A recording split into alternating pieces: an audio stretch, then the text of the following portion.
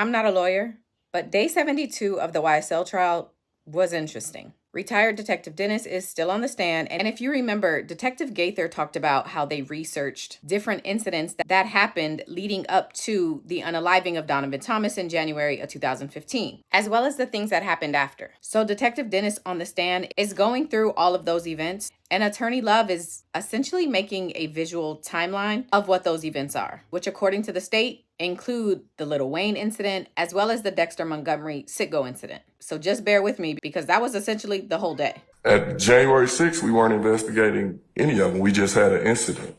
As we investigated after the January 10th, which was the murder of Donovan Thomas, it led to us to backtrack and look at what led up to and what was coming afterward. And would you tell the jury what TIG Studio is based on your investigation? TIG Studios is Think It's a Game studio, and basically it's where Donovan Thomas, Rich Homie Quan, YFN, or Rayshawn Bennett, YFN Lucci recorded. 675 Metropolitan, that's the front of it. Is that also the same studio? Yes. What is the vault? A recording studio. Young Thug, the YSL guys hung out at the vault. If gangs hung out at TIG. Okay.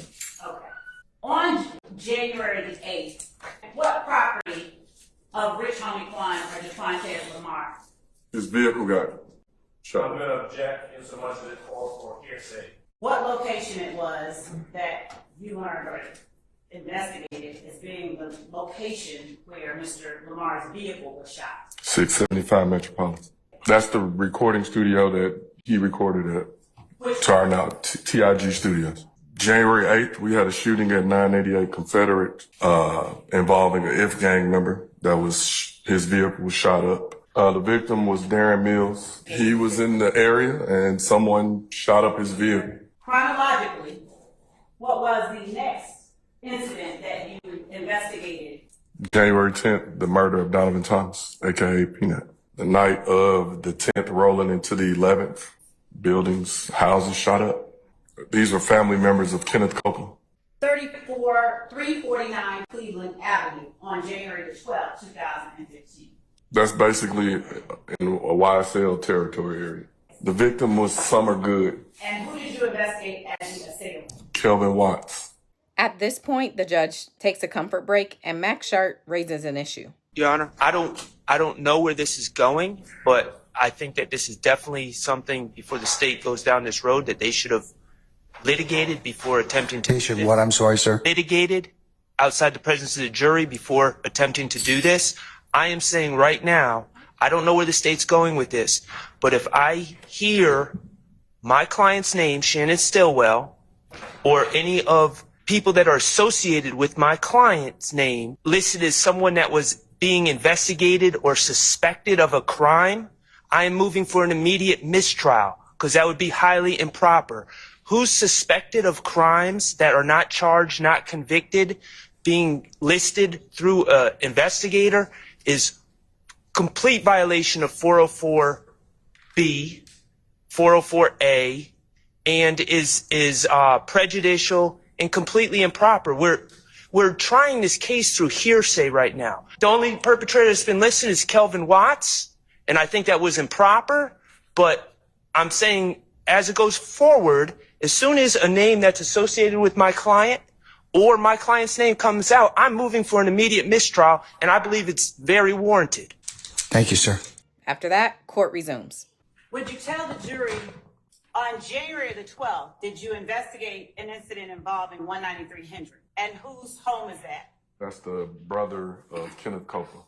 The house basically was a drive-by shooting. Which group did you investigate Kenneth Copeland as being a part of? He was associated with YSL. January 13th, 2015.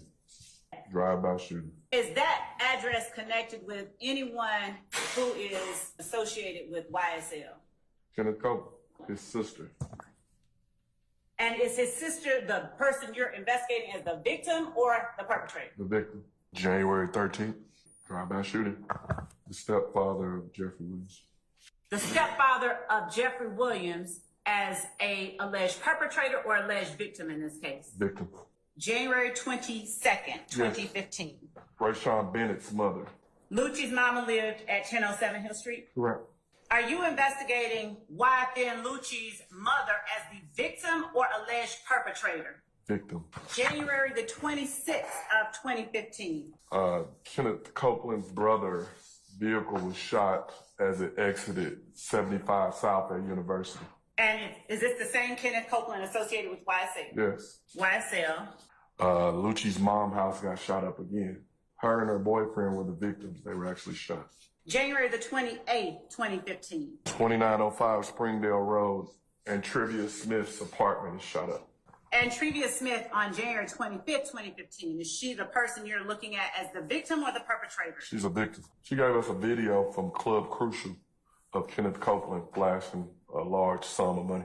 Did you ever obtain any pieces of evidence from Trivia Smith related to either Quindarius Zachary or Antonio Sledge? It was a social media post of Antonio Sledge and Quindarius Zachary both holding weapons, antagonizing the rival gang and Kelvin Watts. Now, is this the same Kelvin Watts that you told the jury about an event occurring on January 12th, 2015? Yes.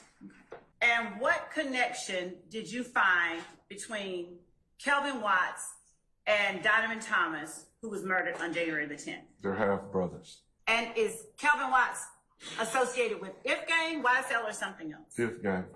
And what occurred on February the 10th, 2015? Kelvin Watts was shot at 409 University Avenue. What happened on February the 19th, 2015? 156 Maury Avenue, Kenneth Copeland was coming out of his home and was shot at with his girlfriend and their small child. What occurred on April 12th, 2015? Dexter Montgomery was shot. Who did you investigate as the perpetrators of the April 12th, 2015 incident? Walter Murphy and Demise McMullen. Were McMullen, Treadwell, Allison, and or Fatty associated with either of the groups you mentioned were at Club Crucial on January 6th, 2015? YSL. All of them? All of them. Okay. So we'll go to 4/26/2015. Little Wayne Buck shooting. Compound happened Saturday night going into Sunday. I think once I got to work Sunday is when I reached out to the Zone 2 supervisor who had the incident, and then he put me in touch with the Cobb County Police Department, and they basically put us in touch with Detective Racy. How did you feel that investigation you were conducting related to the investigation that Detective Racy was conducting? It was basically the same players and the same people. April 28th, 2015. Did anything happen that you investigated that was related to people connected with the April 26th, 2015 shooting? April 28th, 2015. Drive-by. And what was the location of that drive-by shooting? 1428 Adele Drive. Were the occupants of 1428 Adele Drive connected with anyone in one of the groups, If Gang or YSL? They were related to If Gang. Darren Mills. Yes. The victim was his aunt. Okay. Did his mother also live there? Yes. What happened on April the 28th? A drive-by shooting. Philip Collins. He's the brother of Darren Mills. And is Philip Collins associated with either If Gang or YSL? If Gang. Does anything occur as it relates to Kenneth Copeland? He was at the Dunbar Rec Center with an assault rifle, or they deemed it a pistol, but it was an assault rifle. What occurred on May 7th, 2015? Quindarius Zachary was caught with an assault rifle. So it's in YSL territory? Yes. And is Quindarius Zachary associated with YSL or If Gang? YSL. He was arrested with that firearm. October 1st, 2015. YSL member Martinez Arnold and Diamante Kendricks was arrested after a high-speed chase where they basically were going to retaliate against If Gang. Objection. False speculation. I'll stand the objection. Looking first. And are both of them connected with YSL? Yes. At the end of the day, the attorneys have a sidebar that lasts for quite a while, and then court is wrapped for the day. So they'll be back tomorrow.